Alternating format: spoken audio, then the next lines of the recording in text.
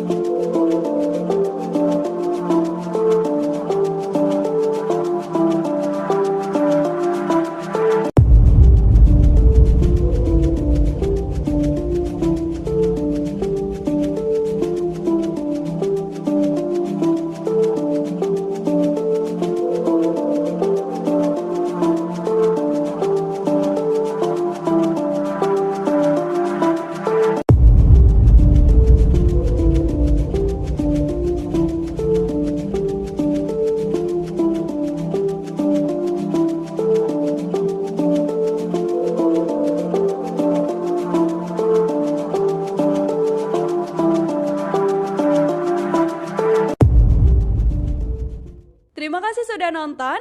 Jangan lupa like, subscribe, dan share ya.